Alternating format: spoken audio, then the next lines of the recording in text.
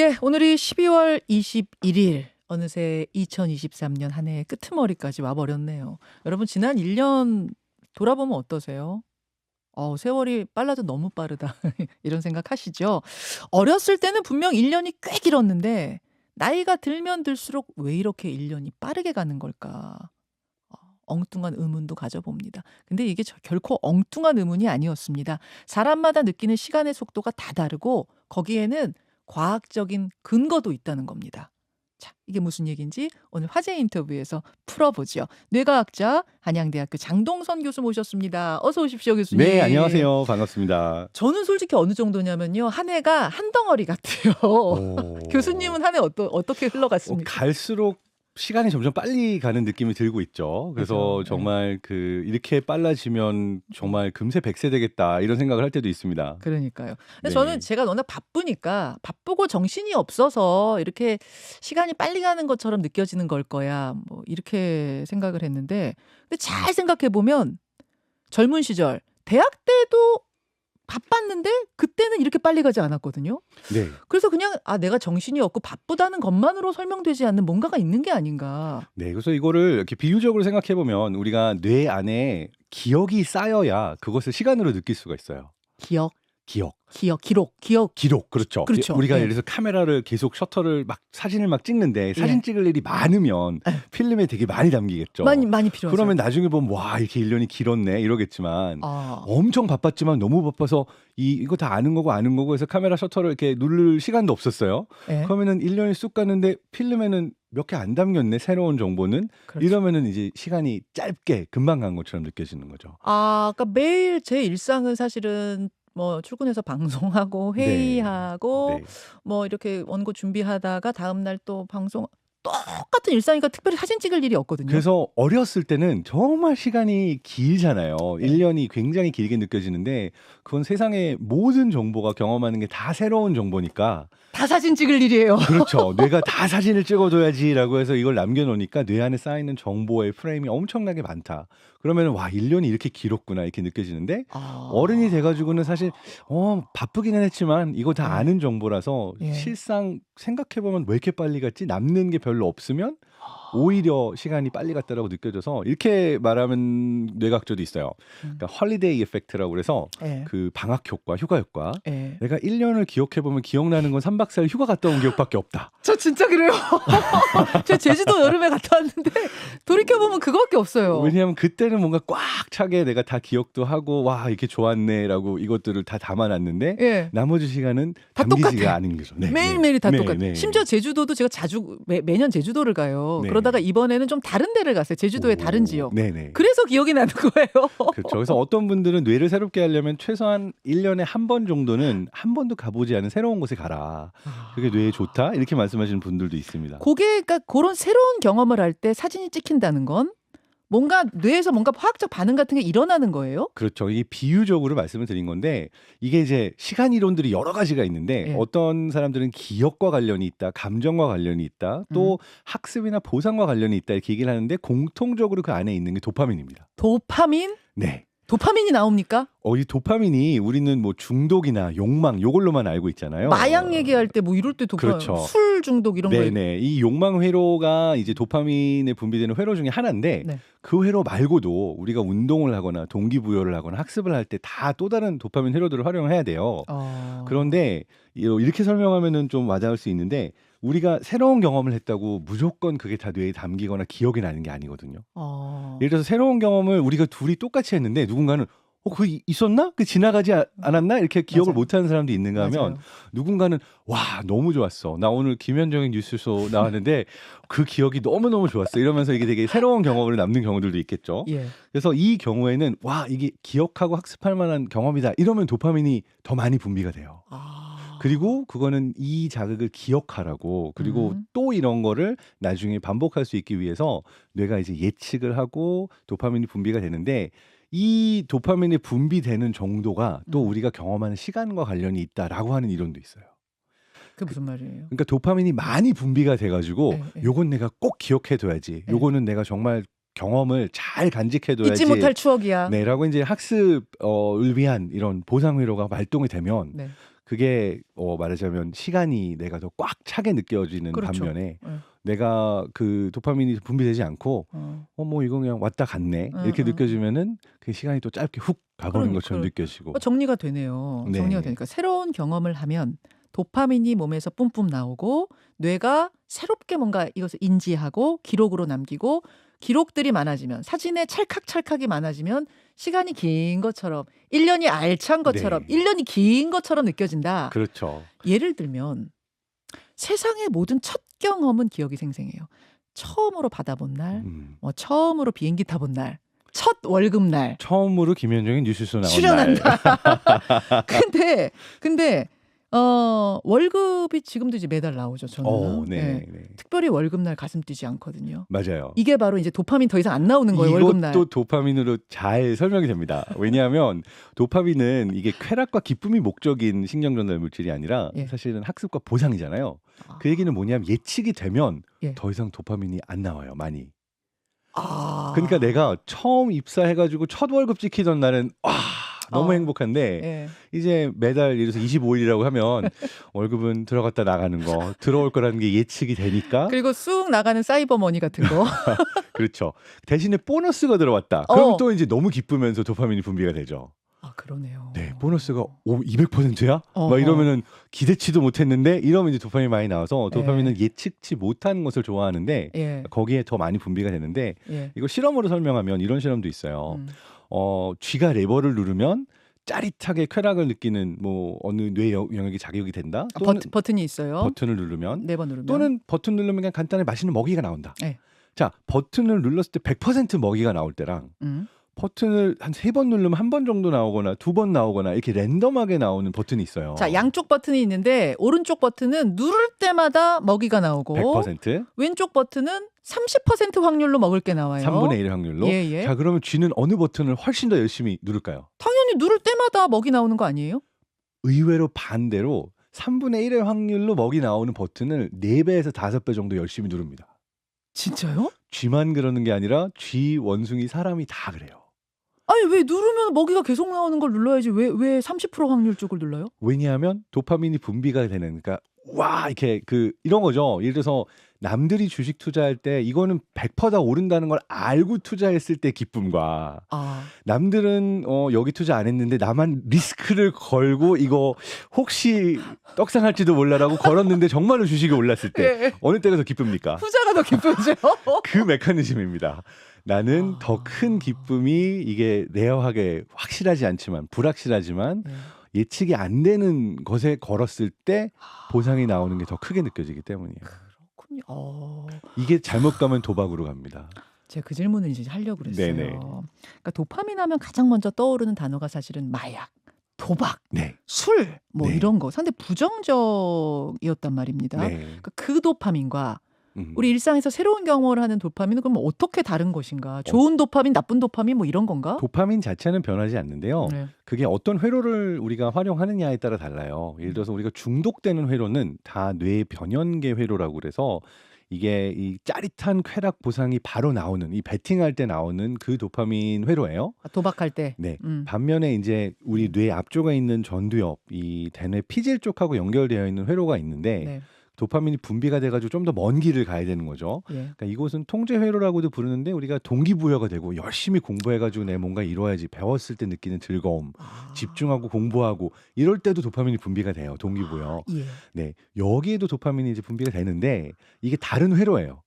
그러니까 도파민은 같은 도파민인데 그 도파민을 향해서 가는 길이 다르군요. 두 가지가. 도파민이 분비가 돼서 어디로 가는가의 길이 다른데 그 길이 다른 거예요. 이게 이제 짜릿한 짧은 쾌락으로 가는 회로가 있고 우리가 좀 더 긴 길을 가야 되지만 뭔가 배우고 뿌듯한 보상, 열심히 노력하고 참고 이럴 때도 분비되는 그 회로가 다릅니다. 진짜 좋은 도파민, 나쁜 도파민이네요.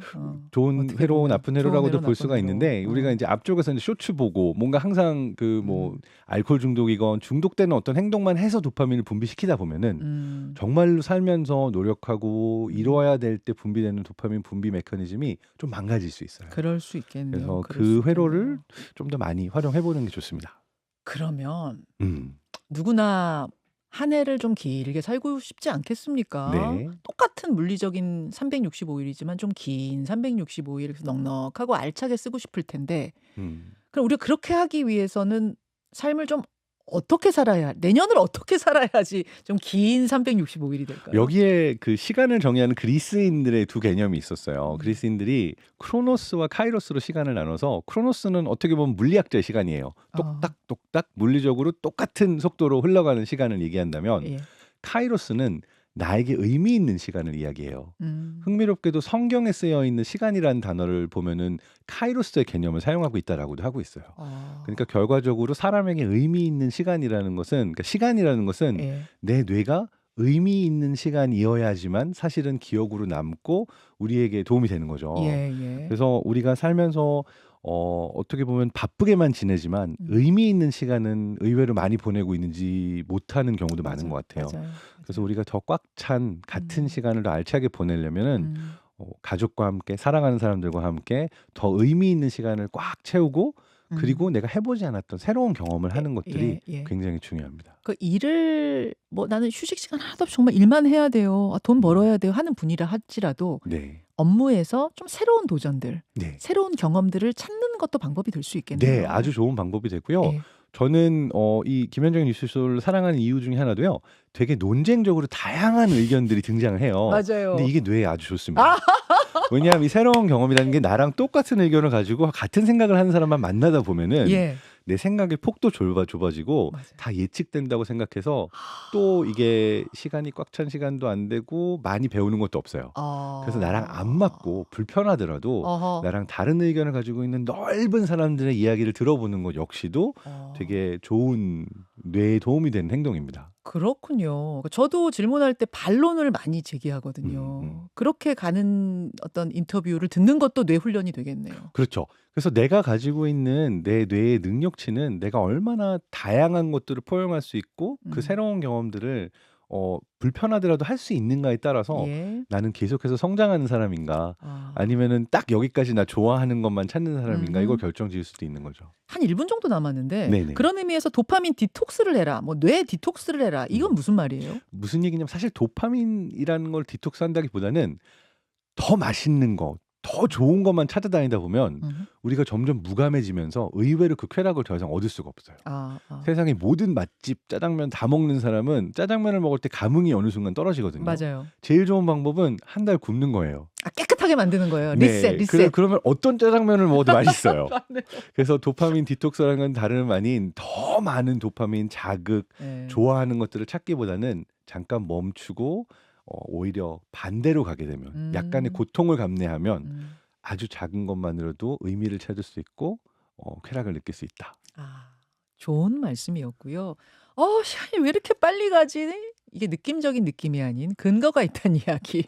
장 교수님 고맙습니다. 네, 꽉 찬 시간 보내게 해주셔서 감사합니다. 장동선 교수였습니다. 자, 라디오 청취자들과는 인사 나누고요. 장 교수님 그 광고 나가는 동안 제가 잡았습니다. 잡는데 성공했습니다. 그래서 영광입니다. 네. 5분만 더를 외치면서 5분이 이제 15분이 될지 20분이 될지는 저도 장담 못하겠습니다만 5분만 더 댓글쇼로 잡고 하트 PD가 밖에서 또 이런 거 되게 관심 많잖아요. 우리 하트 PD 과학 뭐 막 이런 거 제가 잠깐 그럼 들어와서 질문해라 했거든요. 들어오세요. 우리 하트 PD. 안녕하세요. 어서 오십시오. 저희 담당 PD 중에 한 명입니다. 네, 하트 PD 너무 좋습니다. 네. 감사합니다. 반갑습니다. 목소리도 멋지십니다. 오늘 추웠죠. 두 분 다 마주보고 이렇게 앉으시니까 그림이 굉장히 좋네요. 아니 들으면서 어땠어요? 그 도파민과 기억에 관한 시간의 속도에 관한 이야기. 이게 너무 공감이 되고요. 제가 여행을 되게 좋아하는데 좋아하죠. 여행을 좋았던 곳이 있어서 자꾸 가다 보니까 나중에는 거기 가도 재미가 없고 기억도 안 나고 좋지도 않고 뭐 했는지 생각도 안 나고 그렇더라고요. 최근에 간 게 오히려 더 생각이 안 나고 맞아요. 그게 왜 그럴까? 이거 되게 좋은 질문인데 우리가 같은 곳에 또 가는 거는 어떤 걸 주의해야 되냐면은 이제 뇌가 기억을 저장하는 방법이 우리가 저도 이걸 벗을까요? 벗으셔도 돼요. 벗어도 돼요. 여러분도 잘 들리네요. 네. 네. 우리가 입력을 하고 저장을 한 다음에 예. 다시 꺼내 쓰잖아요. 예. 다시 꺼냈을 때 예전에 같은 장소의 기억을 다시 꺼내서 두 번째 갔던 기억이랑 합쳐서 저장하게 돼 있어요. 아. 그러니까 내가 아주 소중한 기억을 계속 남기고 싶다. 네. 그러면은 그거를 두 번째, 세 번째, 네 번째로 희석시키지 않는 게 오히려 좋을 수도 있어요. 잊지 못할 기억으로 그곳을 남겨놓고 싶으면 네, 네. 안 가는 방법. 하나의 방법이죠. 그럼 아주 스페셜하게 딱 한 번의 기억으로 남아 있는 거죠. 맞네. 근데 이 어떤 기억을 내가 꺼낼 때마다 네. 그게 그때의 기억을 꺼내서 다시 업데이트가 돼서 저장이 돼요. 그래서 요거를 법정 그 심리학자들 네. 이런 뇌과학자들 연구를 했어요. 그러니까 처음에 그때 그 빨간 차 보셨습니까? 못 봤다고요. 빨간 차 옆에 할머니 있지 않았어요. 못 봤습니다. 이러는 거예요. 그리고 나서 두 번째 신문 때 물어보는 거죠. 할머니가 빨간 차 옆에 있었습니까? 있었던 것 같아요. 근데 그 기억은 원래 있었던 게 아니라 이 신문 과정에서 있나 없나 말하자면 나도 모르게 주입이 돼버린 기억인 거죠. 왜냐하면 계속 빨간 차랑 할머니 얘기를 질문을 받으니까 내가 원래 있던 기억을 떠올려서 그런 거 아닌가 할 때 첫 번째는 아니라고 했지만 두 번째는 뭔가 빨간 차 할머니 그 기억이 있는 것 같아라고 섞여버리는 거예요. 이런 케이스도 있고 또 2차 세계대전 때 실제로 비행기 폭격을 그 피해서 도망가던 유태인들의 증언들도 있는데 그 되게 흥미로운 걸 하나 잡아냈던 기자가 있었어요. 어떤 거요? 뭐냐면 이 사람들에게 그 비행기가 어떤 비행기가 저공 비행을 하면서 폭격을 하면 자기를 쫓아왔냐 그려보라고 막 디테일하게 기억을 이렇게 물어본 거죠.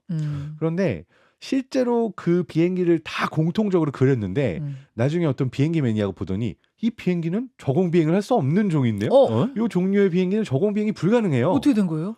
알고 보니까 그 비행기가 어디에 등장했냐면 이렇게 도망가는 사람들을 저공 비행하면서 폭격하는 영화의 장면이 있었는데 너무 유명한 영화였고 2차 세계대전에 그 장면을 생생하게 그렸었는데 그 당시에 생존자들이 다 이 영화를 봤던 거예요. 그러니까 나는 분명히 비슷한 기억이 있는데 이 영화를 보는 순간 그 기억이 되살아나서 다시 합쳐진 짬뽕을 상태로 시켜버리는구나. 저장이 된 거예요. 그러다 보니까 나는 100% 믿고 있는 거죠. 그 비행기가 맞다고요. 근데 사실 원래는 그 비행기가 기억이 안 나다가 영화에서 생생하게 그려지는 거랑 합쳐진 형태로 기억이 되다 보니까 우리가 가지고 있는 기억이 정확하지 않아요. 그러니까 첫 기억을 아주 생생하고 정확하게 나는 쭉 평생 유지하고 싶다 하면 짬뽕 만들지 말아라. 섞이게 하지 말아라. 그걸 그냥 그대로 그것을 유지해라. 비슷한 거 하지 말아라. 그 회로가 생겨버리는 게 또 중요해서 예를 들어서 이런 것도 이렇게 말하면 확 와닿으실 거예요. 제가 예를 들어서 이제 작업하는 작업실이 있거든요. 근데 이 작업실에서 사실은 책을 쓰고 일을 해야 돼요. 근데 이 스마트 모니터가 들어오면서 너무 좋은 그 기능이 생긴 게 버튼 하나를 누르면은 두둥 하면서 땡플릭스가 뜨는 거죠.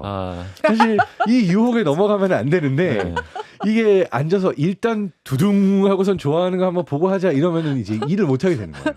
이 회로가 뇌에 한번 만들어지게 되면 전에는 사무실에 가면 일을 한다 이거였는데 이제는 사무실에 가서 모니터가 켜지면 두둥의 유혹이 너무 큰 거죠. 그렇죠? 새로운 거 뭐 올라왔나? 네네. 그러면은 이 회로가 한번 만들어서 이제 습관화가 된 거예요. 한 사무실에만 가면 일을 하는 장소라기보다는 이제 딱 이렇게 내 편안한 의자에 잠겨서 땡플릭스를 볼 수 있는 장소. 그럼 요걸 바꾸려면은 이제 또 어떤 트릭을 사용했냐? 스탠딩 데스크니까 일을 할 때는 이렇게 올려서 내가 서 있는 자세면 무조건 일을 한다. 그러니까 앉아 있으면 내가 기억을 해서 두둥 이걸 보고 싶지만, 땡플릭스 본다. 그렇지만 내가 이제 일어나면 일하는 모드다. 분리시켜주는군요. 분리시켜주는군요. 그럼 아까 이제 새로운 장소 어디 뭐 예를 들어 어디 갔을 때 되게 좋았어요? 하나 예를 들어 볼게요. 예를 들면 보라카이에서 선셋 크루즈가 너무 좋았거든요. 자, 보라카이 선셋 크루즈 너무 좋았어. 나는 이 기억을 왜곡시키지 않고 평생 가져가고 싶다 하면은 다음에 보라카이를 가더라도 선셋 크루즈 타지 말고 분리시켜주는 거. 다른 뭐 반딧불 체험을 하든지 다른 것들. 이미 왜곡이 됐어요 이제. 왜요? 두 번째는 재미가 없더라고요. 이미 다 섞여서 이미 이거는 버렸어요. 그렇구나. 여기 원리 굉장히 좋네요. 분리시켜라. 그러니까 제가 아까 제주도 얘기 드렸잖아요. 제주도 여행을 거의 뭐 그냥 저는 뭐 외국이나 이런 쪽보다 제주도를 가는데 계속 같은 지역을 가고 뭐 같은 숙박업소를 가니까 나중에 감흥이 없더라고. 그래서 이번에 여름에 갈 때는 다른 쪽으로 처음 가보는 동네로 드라이브를 했어요. 그랬더니 이제 기억에 나는 거예요. 이번 건 기억에 나더라고요. 그때 이제 도파민 분비가 많이 된 거죠. 그렇죠. 왜냐하면 이거 새로운 건데 예측이 되지 않아. 이러니까 이거는 우리가 기억을 해둬야 돼. 라고 이제 정보가 쌓인 거죠. 결론적으로 너무 좋았던 곳은 다시 가면 안 되는 거네요. 그러네. 아니면 계속 좋았던 기억으로 업데이트 될 수 있게 약간 케어해 주는 것들도 중요하죠. 그래서 왜 그렇잖아요. 우리가 오랫동안 좋게 지내던 사람하고 굉장히 심하게 싸우고 그 마지막 기억이 안 좋은 기억으로 끝나버리면 그 이전에 좋았던 기억까지 다 약간 맞아요. 뒤덮이는 경험들이 되게 있어서 아쉽죠, 그럼. 예. 어떻게 보면 이 피날레, 결론 또는 이렇게 끝맺음 이러한 것들을 우리가 또 아름답게 하는 기술도 필요한 것 같습니다. 아, 되게 좋은 말씀이네요. 뇌에 관한 얘기하고 있습니다. 일단은 시간의 속도차가 왜 사람마다 나는가는 이제 충분히 알았습니다. 도파민이 분비되는 그 메커니즘 충분히 알았고, 뇌과학자가 오셨으니까 뇌 건강 뭐 이런 거 궁금하지 않아요? 완전 궁금하죠. 완전 궁금하죠. 네. 확실히 이제 저도 나이가 좀 들면서 기억력이 옛날 같지가 않거든요. 이게 이제 어쩔 수 없이 계속 안 좋아지기만 하는 건지, 아니면 이거를 다시 옛날처럼, 옛날 같지는 않더라도 또 어느 정도 회복할 수 있는 방법이 있는지, 그게 좀 궁금하고, 아니면 어떤 기술적으로 이런 좀 보완할 수 있는 방법이 있는지. 네, 사실 그 기억력이 안 좋아지는 원인이 우리는 다 노화라고 생각하는데 네. 노화보다 더 무서운 게 있을 수도 있어요. 뭡니까? 스트레스, 만성 피로, 수면 부족. 아. 요거는 직접적으로 뇌에 작동하거든요. 세 가지 다네. 그렇죠. 삼중이네. 그래서 제가 생각할 때는 내가 나이 들어서 기억력이 나빠졌다라고 생각하지만 사실은 그런 만성 피로와 수면 부족, 스트레스가 더 크게 작용하는 경우들이 많을 나이가 것 같아요. 크게 영향이 없나요, 원래는? 또 있긴 있겠지. 나이의 영향이 있기는 하죠. 네. 그리고 또 제가 생각할 때 나이 들면서 두 번째 아마 기억력 감퇴라고 내가 느끼는 또 다른 케이스는 뭐냐면 네. 세상에 이렇게 의미 있다라고 생각하는 것들이 적어져서 그럴 수도 있어요. 또 그 얘기를 돌아올 수밖에 없네요. 그렇죠. 왜냐하면 내가 이거를 꼭 기억해야 돼. 예를 들어서 또 뭐 어린 시절로 돌아가는 거라고 할 수도 있지만 누군가의 번호를 받았는데 이 번호는 꼭 기억해야 돼. 네. 그러면 누구 번호 땄구나. 그렇죠. 이래서 뭐 결혼할 사람이다. 뭐 이러면 이 번호를 꼭 기억하겠지만 예. 이제는 뭐 기억할 만한 번호 같은 거 필요 없고 어딘가 번호를 저장하지도 않고 뭐 이렇게 되면 더 이상 뇌가 그 파트를 쓰지 않는 거죠. 그래서 사실은 그 뇌의 파트를 계속해서 쓰게 되면 기억력이 올라갑니다. 제 친구 중에 뇌과학 공부 같이 했던 친구 중에 보리스라고 이 친구가 세계 기네스북 챔피언 기록이 5개 있는. 우와. 근데 어떤 챔피언 기록이냐면 메모리 챔피언. 기억이요? 사람 얼굴 500개 5분 만에 보고 외기. 아 진짜? 막 그게 돼요? 단어 300개를 다 이렇게 놔주면 그걸 뭐 2분 만에 외기. 막 이 대회에서 어머나. 세계 신기록을 5개 보유하고 있는 친구예요. 세상에. 이 친구가 늘 하고 다니는 강연이 뭐냐면 당신도 할 수 있다. 그러니까 당신도 기억력 높일 수 있다. 메모리 나 정도 아니지만 그래도 기억력을 높이는 방법은 있다라고 트레이닝을 해요. 저도 몇 번 강의를 들었는데 그 강의에서 어떻게 그 메커니즘을 사용하냐면 새로운 장소 가는 거 좋아하신다고 하셨잖아요. 장소 기억하고 사물 기억 같은 것들을 같이 배합하면 기억력이 좋아져요.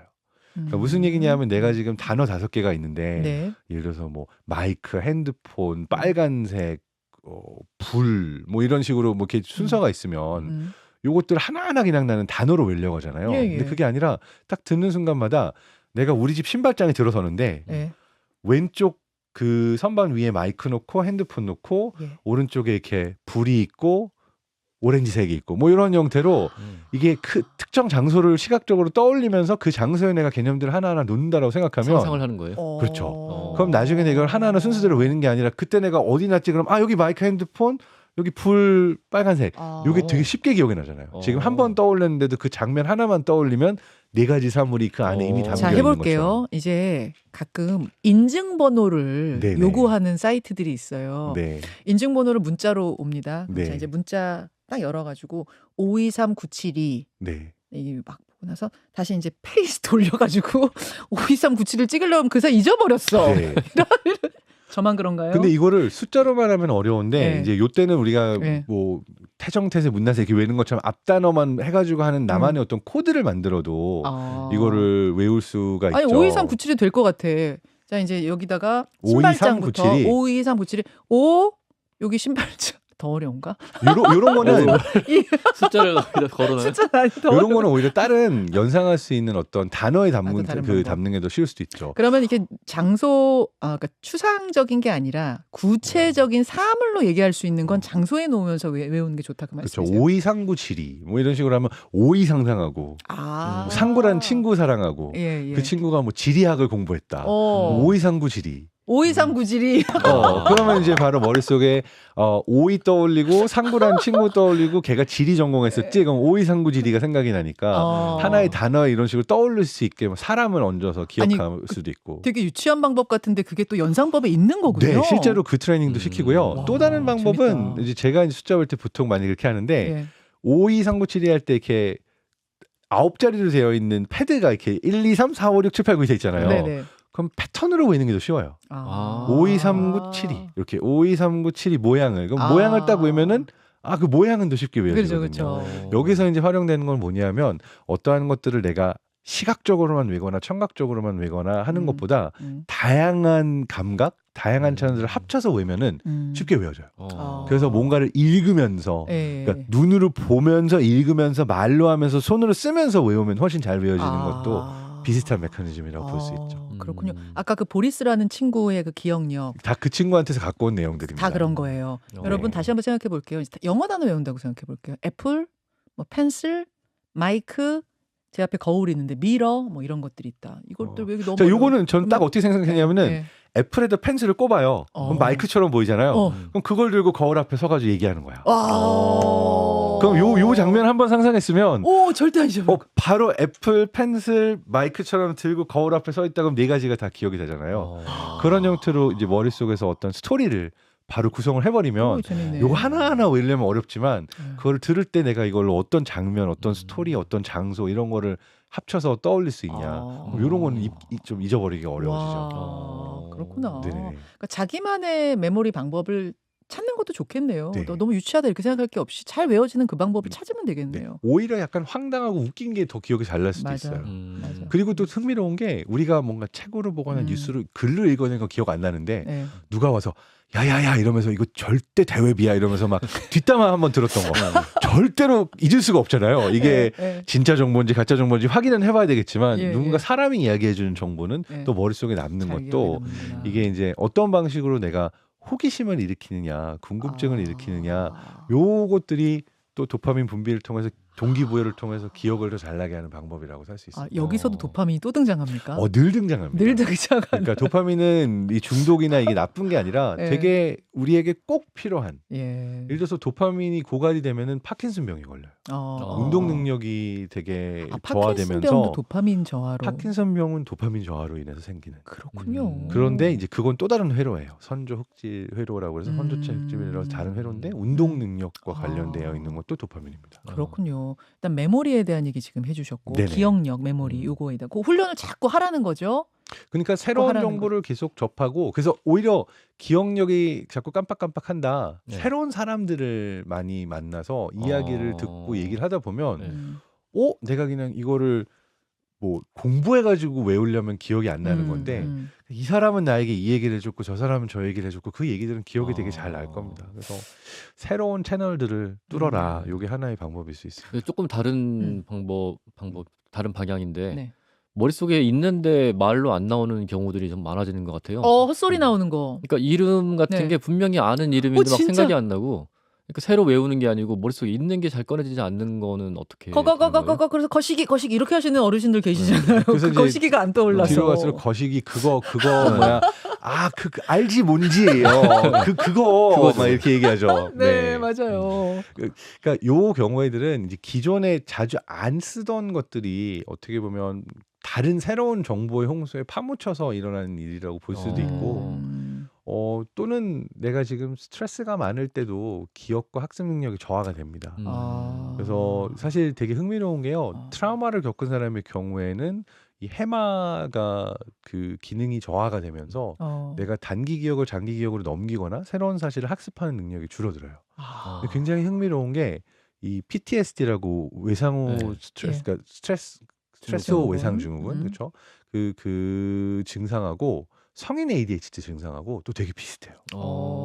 둘 다 집중력이 떨어지고 기억을 잘 하지 못하고 그 다음에 감정 조절이 잘 안 되고라는 공통점들이 좀 있을 수가 있어요. 그래서 뭐 모든 케이스가 그런 건 아니지만 지속적인 스트레스에 노출이 되어 있고 또는 굉장히 큰 충격적인 사실을 경험하고 나서 단기적으로 성인 ADHD 같은 비슷한 증상을 보이게 되는 경우들도 있다라고 해요. 그런 뭐 어떤 큰일을 겪거나 큰 스트레스를 겪지 않는데도 나이가 들수록 단어가 빨리빨리 생각 안 나고 냉장고를 보면서 다림이라 그러고 뭐 다른 사람 이름이 떠오르고 이거는 결국은 아까 뇌 건강, 뇌 노화 요거로 그냥 설명할 수 있는 건가요? 일부 설명할 수 있죠. 그렇죠. 왜냐하면 사실 나이가 들면서 우리가 쌓여있는 정보가 너무 많잖아요. 맞죠. 그러니까 이제 꽉 찬 컴퓨터랑 아직 꽉 차졌다고 보기는 어렵지만 그러니까 뭐 처음에 새로 사가지고서는 정보가 없는 컴퓨터랑 빠르기가 또 다른 것처럼 비유를 하자면 우리가 많은 걸 알고 있을 때는 헷갈릴 가능성도 더 높아지기는 그렇군요. 합니다.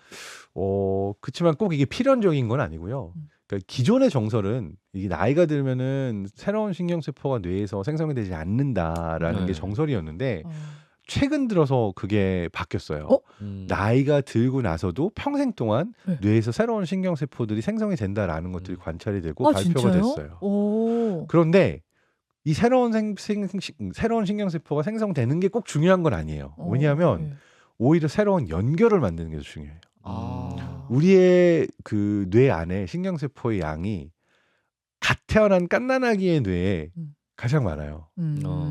심지어 엄마 뱃속에 있을 때 어떻게 보면 신경세포의 숫자는 오히려 더 많을 수 있는 진짜요? 거죠. 근데 그렇다고 해서 내가 보고 듣고 알고 하는 능력이 더 높은 건 아니잖아요. 그렇죠. 오히려 신경세포들이 많이 떨어져 나가고 우리가 숫자가 줄어들어도 그 연결을, 회로를 어떻게 효율적으로 가지고 갈 수 있느냐 이게 되게 중요하다고 할 수가 있어서 저는 되게 좋아하는 인용하는 연구 중에 하나가 우리가 살면서 뇌의 능력이 줄어들기만 할 거라고 생각을 하는데 이게 능력치에 따라 달라요. 예를 들어서 수학 같은 경우는 이 필드상 같은 경우도 40세 이전에만 주는 이유가 그 이후에 40세 이전에 연구자에게만 주는 이유가 40세 이후에 막 커다란 발견, 수학적 발견을 한 사람이 없다라고 얘기가 돼요. 그래서 수학 능력은 실제로 20대 후반까지 뭐 30대 중반 넘지 않는 정도까지 피크를 친다라고 하는데 의외로 언어 능력, 새로운 비유를 만들어내고 연상을 만들어내고 새로운 문장을 만들어내는 능력의 최고치는 55세에서 65세 사이라는 그런 연구도 있거든요. 그래서 노벨 문학상 받으신 대문호는 내 인생 대작은 55세, 65세 넘어서 나오는 경우들도 많다는 거죠. 그러니까 어떻게 보면 저 같은 경우는 아직 저의 언어 능력이 피크 가려면 20년 남은 거예요.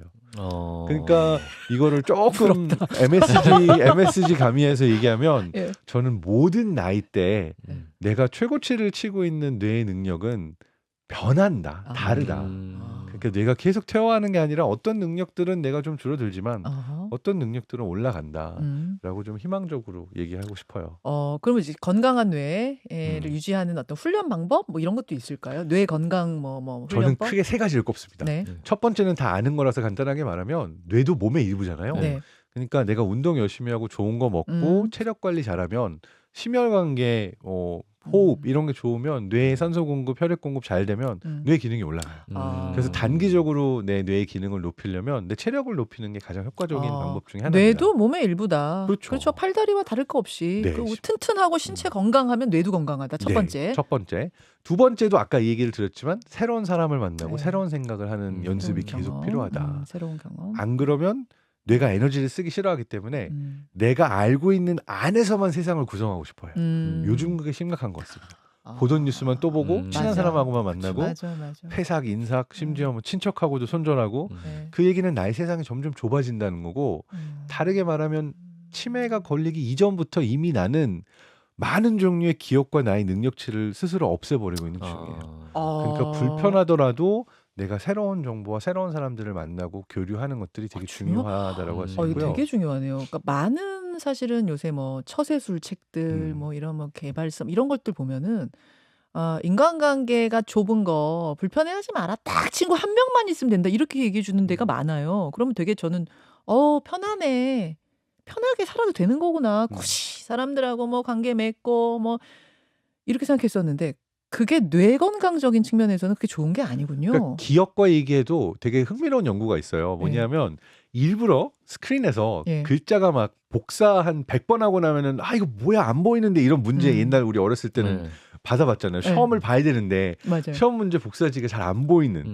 그럼 요런 지문을 읽고선 기억했을 때랑 아주 쌩쌩하게 진짜 잘 보이는 활자체로 선명하게 프린트된 지문을 읽었을 때 둘 중에 어떤 거를 학생들이 더 잘 기억했을까요? 후자라고 생각을 할 텐데 의외로 이 뭐야 이러면서 어렵게 해독했던 그 흐린 글자체의 지문을 사람들이 더 잘 기억하더라는 거예요.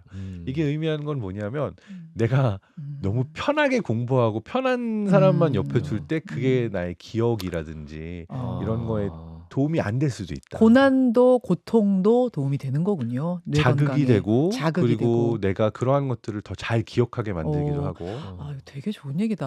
그러니까 어떤 네. 분이 그 얘기 하시더라고요. 요새 이제 학원들 막 아이들이 막 학원 바쁘게 다니고 뭐 이런 저희 때보다 훨씬 많이 다니잖아요. 네네. 제가 예전에 학창 시절 학원 다닐 때는 버스 타고 막 지하철 타고 가서 이제 시간 다 버리는 것 같지만 네네. 그렇게 다녔는데 요새는 부모님들이 차로 쫙쫙 이제 5분, 아니, 30분 학원차가 걸릴 오죠. 걸 학원차가 오거나. 근데 그렇게 하지 말고 아이들이 그걸 걸어 다니게 하고 버스 타고 지하철 타니까 이게 지론인 분들도 계시더라고요. 교육자 중에. 저러면 시간이 낭비일 텐데요. 그러니까 말씀드렸다시피 시간이라는 거는 우리가 절대적이고 물리적인 시간으로 카운팅하기보다는 네.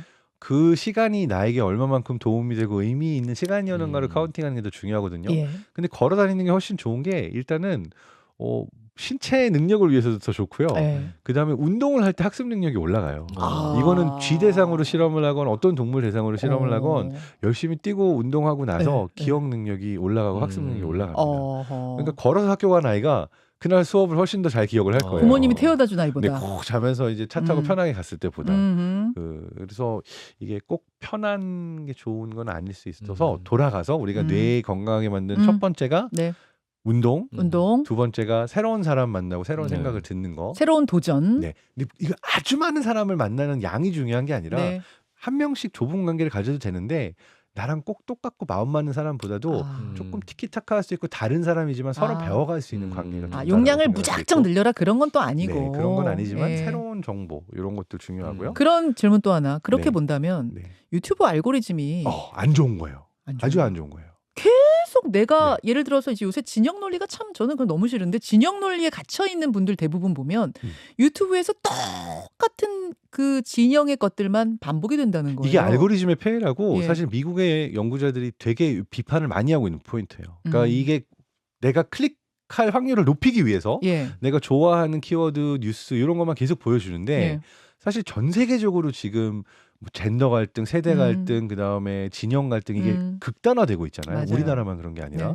근데 요 이유가 어떻게 보면 우리가 정보를 찾는 메인 소스인 인터넷에서 알고리즘이 다름을 보여주지 않고 우리가 알고리즘 안에 갇혀서 내가 알던 내가 보던 세상에 점점 더 강화 학습을 하면서 그것만 옳다고 생각하게 만드는 것 때문에 이 갈등과 분열이 더 많이 생기는 거다라고 본 지론이 있는데 저는 거기 굉장히 동의합니다. 그럼 그게 자기가 그쪽을 클릭하는 게 당장 편하니까 계속 클릭하게 되는 거예요?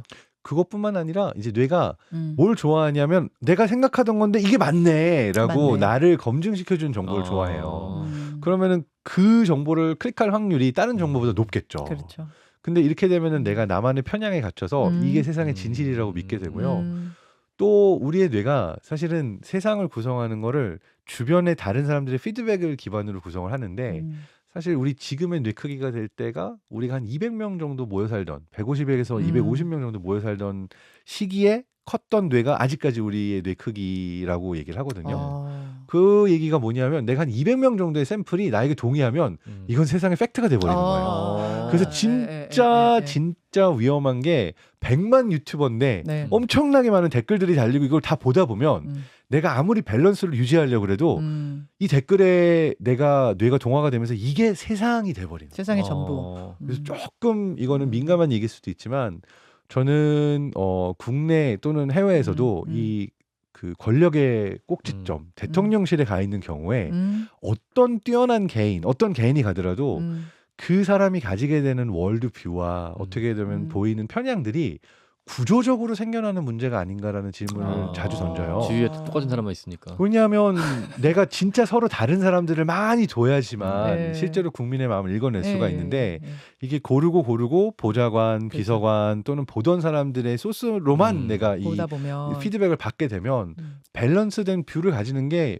모두 인간인데 이게 신도 아니고 모든 세상을 굽어볼 수도 없는데 어쩔 수 없이 생기게 되는 편향이 있지 않나라는 생각이 그래서 들어요. 레드팀이 필요한 거예요. 기업에도 그렇고 네. 말씀하신 뭐 대통령실도 그렇고 각 당에도 레드팀, 쓴소리하는 사람, 반대 목소리, 맞아요. 반론 제공하는 사람 이게 필요한 거고 언론의 역할도 굉장히 중요하죠. 그렇습니다. 사실 일론 머스크나 스티브 잡스가 이걸 또 굉장히 중요하게 생각했던 기업인들이에요. 네. 그래서 항상 독단적일 것 같고 되게 자기 의견이 강하기도 하지만 나에게 딴지 걸 수 있고 지적으로 대등하게 이건 아닙니다라고 대등하게 토론을 걸 수 있는 사람들 주변에 항상 두텁게 배치했다라고 그래요.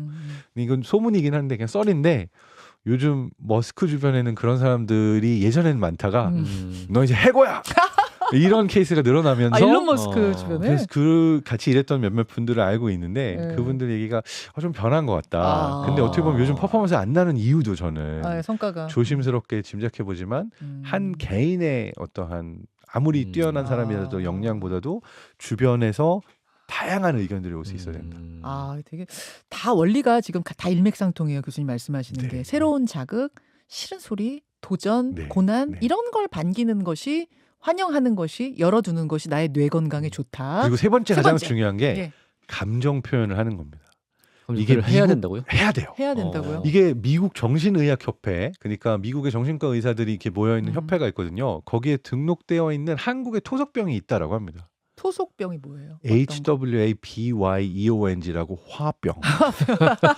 그런데 이거를 이제 전문 용어로는 사이코소마틱 메디신이라고 그러니까 마음의 병이 몸의 병이 되는 증상들 중에 하나라고 보는데 이게 이제 해외 사례보다 이 한국에서 보고된 사례들이 너무 많다 보니까 한국에 진짜 그런 사람이 많아? 되게 신기해 하거든요.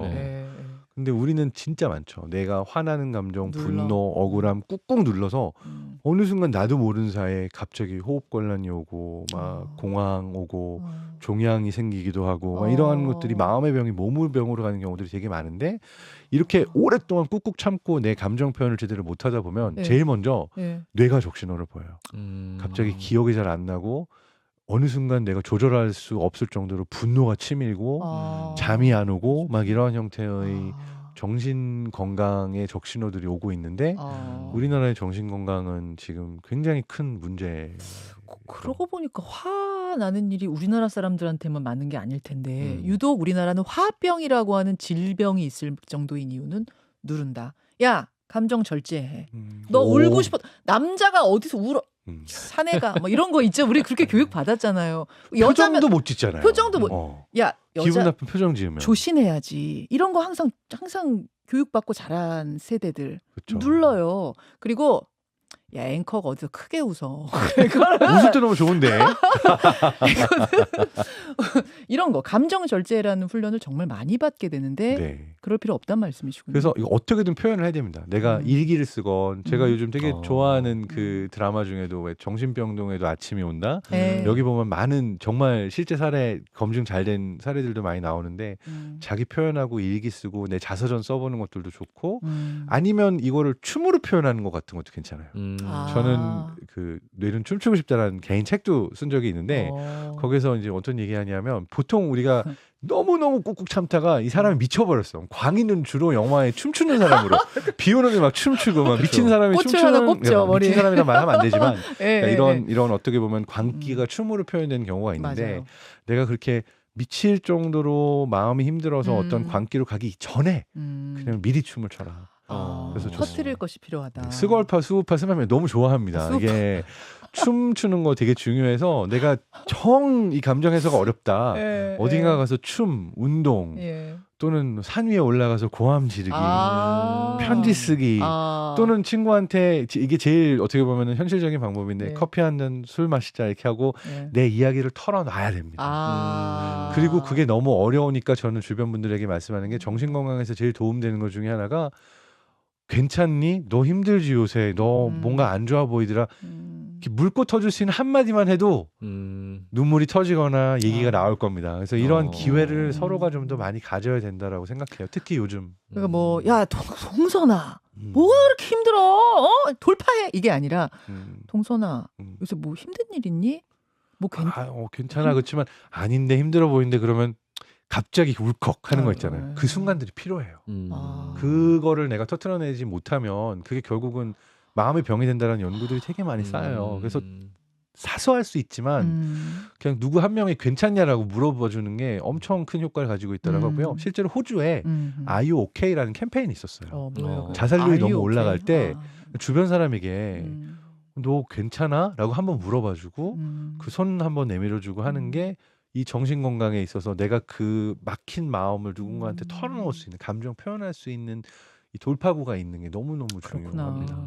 주변에서 많이 도와줘야겠네요. 서로가 서로에게. 그냥 우리는 워낙 표현하지 말라, 표정으로 드러내지 말라는 훈련을 많이 받아서 잘 안 드러나고 있을 수도 있을 텐데 묘하게 뭔가가 느껴진다면 가서 괜찮니? 무슨 일 있어? 이렇게 한마디씩 해주는 거예요. 네, 맞습니다. 물고 터주는 네네. 작업. 사실 저 진짜 화두라서 내년에 이거를 이제 그 다른 정신과 의사분들하고 뇌과학자분들 여러분들하고 함께 좀 캠페인으로 진행하고 싶은 욕심도 좀 있어요. 내년에 좋다. 하고 싶은 프로젝트인데 이게 해외에는 뭐가 있냐면 그 멘탈 헬스, 정신 건강 응급처치사라는 그런 자격을 일반인들이 공부할 수 있는 과정이 있어요. 응급 상황이 어떤 그러니까 상황인데요? 보통 응급처치사라고 그러면 뭐냐면 이게 정신 건강이 아니라 일반 응급처치사는 누군가가 쓰러졌다, 누군가가 위독한 상황이 있다, 행동 매뉴얼을 알고 있는 사람이에요. 그러니까 이 경우에는 가가지고 내가 CPR을 한다든지 아니면 119에 전화를 걸고 뭐 이 경우에는 몸을 돌린다든지 덮어준다든지 이런 간단한 행동 요령이지만 사람을 살릴 수 있는 행동 요령을 배우는 게 응급처치 자격이에요. 이거는 우리가 사실 의무적으로 막 온라인으로 보고 클릭하고 넘어가지만 이런 과정은 있죠. 근데 멘탈 헬스, 그러니까 정신건강 응급처치사는 뭐냐면 주변에 누군가가 자살이나 우울이나 자해나 이러한 민감한 신호를 보낼 때 읽어줄 줄 알고 이 사람을 정신과에 데려가든 아니면 같이 이야기를 해주건 이 사람이 안 좋은 길로 가지 않도록 잡아줄 수 있는, 그러니까 그 스스로가 정신과 의사나 임상심리사는 아니지만 그 신호들을 읽어줄 수 있는 사람, 그러니까 멘탈 응급처치를 해줄 수 있는 거죠. 요게 이틀짜리 과정도 있고 이제 해외에 여러 가지 존재하는데 저는 가장 자살률이 높고 가장 정신건강 문제가 시급한 한국에 요런 이렇게 어떻게 보면 공인되고 많은 사람들이 알고 있는 인정받은 과정이 좀 없다라는 부분이 있어서 예일대 정신과의 그 나종호 교수님, 나종호 교수님, 그 다음에 그 경희대 정신과 백종호 교수님 이런 분들하고 이렇게 단톡방으로 얘기 나누면서 내년에 좀 넓게 모두가 알 수 있는 캠페인 같은 거 진행하자라고 하는데 그런 프로젝트를 만약 하게 되면 연락 주세요. 네, 많이 도와주세요. 네, 뉴스쇼도 같이 하면 참 좋겠네요.